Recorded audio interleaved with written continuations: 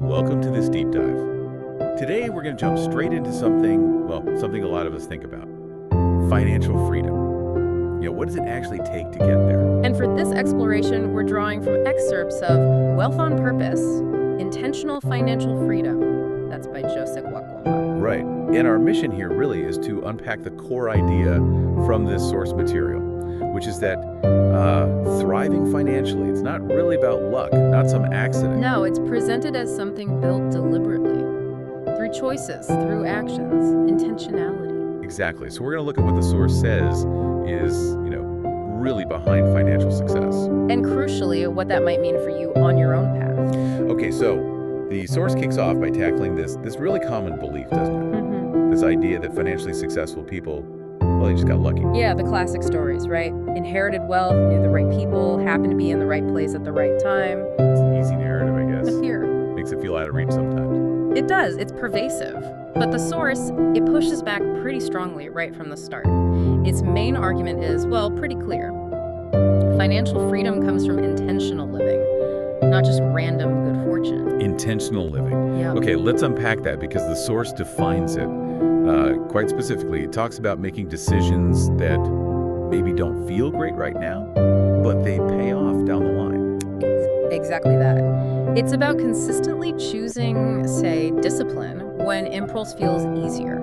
It's about planning instead of just, guessing your way through. Prioritizing consistency over what's convenient in the moment. It's a proactive stance with your money.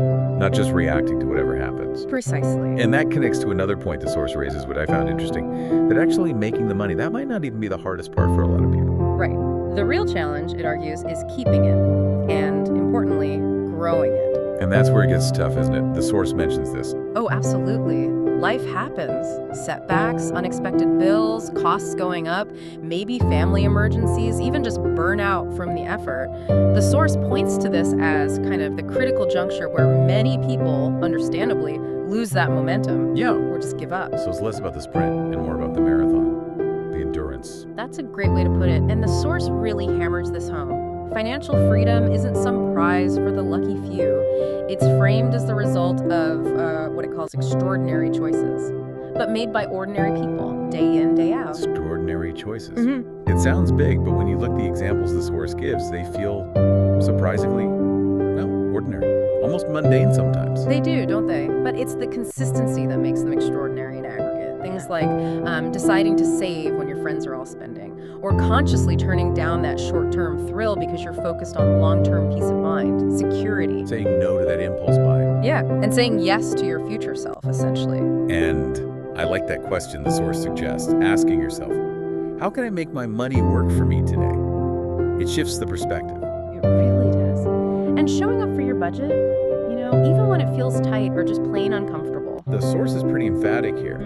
It says freedom is built in those everyday decisions, the small, quiet ones no one claps for. It's the accumulation, those consistent, quiet actions. And it's realistic, too. The source acknowledges that people who are financially free, they haven't had some perfect ride. Not at all. They've probably been broke. They've made mistakes, big ones maybe, just like anyone. But the difference, according to the source, lies in their response. Instead of blaming circumstances or just giving up. We took ownership. Yeah, exactly. They took ownership. They actively sought out information, read books, learned, asked people questions. And crucially, when they stumbled, they tried again. They didn't wait for the perfect time either, did they? The source says they just started. Right where they were, with whatever they had. It wasn't about being perfect. It was about being persistent. Persistent, not perfect. That sums it up nicely based on the source.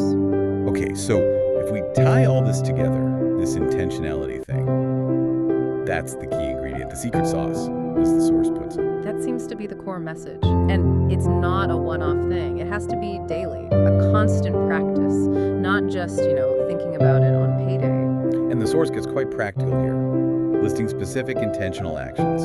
Some are mindset shifts, others are very hands-on. They really cover a range, like speaking life over your financial goals, positive framing, believing it's possible, talking openly with your partner about money. That's huge for getting on the same page. Essential.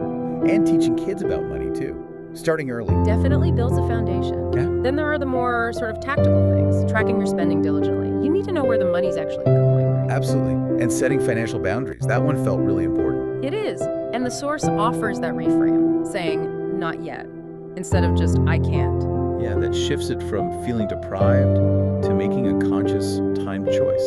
This is empowering. It is. And it encourages you to dream bigger than just, getting by month to month, aiming for something more substantial. The source also talks about financial rituals, building habits around this intentionality. What kind of things does it suggest? Things like regular check-ins with your money, maybe weekly, just a quick look to see where things are, keep it top of mind. Also, starting the day with some gratitude for what you do have financially, shifting from lack to appreciation. That's interesting. And setting clear monthly goals for saving or investing. Concrete goals, yes. And celebrating the small wins along the way. Like paying off a small debt or sticking to the budget for a whole month. Exactly. Acknowledging that progress helps keep you motivated. These rituals help turn intention into habit, according to the source. And the author really emphasizes you don't need a massive salary to start building wealth. No. The core message is you need a plan. Yeah. A clear one. And then the willpower, the discipline to actually stick to it consistently. But life isn't always predictable. The source faces that head on. Curveballs will come. So how does it suggest dealing with those? The advice is pretty straightforward. Don't just abandon everything when things get tough. Don't retreat. Instead, see it as a prompt, a reason to, reassess where you are, maybe realign your strategy a bit if needed. But the key thing is, keep going. It loops back to that persistence. Right, so the ultimate picture the source paints isn't just about reaching a certain number in the bank. No, it's more about that feeling. Looking back, eventually maybe you're debt-free, you feel empowered, you have that sense of peace, and being able to genuinely say, I chose this. I worked for this. I built this. Yeah. Not, wow, I just got lucky. That contrast really drives the whole point home. Okay, so let's bring this back to you listening right now. The clear message from this source material is, financial freedom isn't passive. It's not something you just wait for. No, the source argues quite strongly that it's actively built through deliberate, consistent actions, often small actions, maybe unglamorous ones day to day. So if freedom is built in those small, quiet ones no one claps for, as the source says, then maybe the important question for you right now is this. What's one specific, small, intentional choice from all the things we've discussed, drawing from the source, of course? Maybe it's saying not yet to something you were going to buy. Or maybe committing to track your spending just for the next few days. Or even just setting aside, say, 10 minutes tonight for a quick money check-in. What's that one small thing you could choose to do today to consciously start building your wealth on purpose? Just one step, something actionable you can take right now. And just a reminder, these insights we've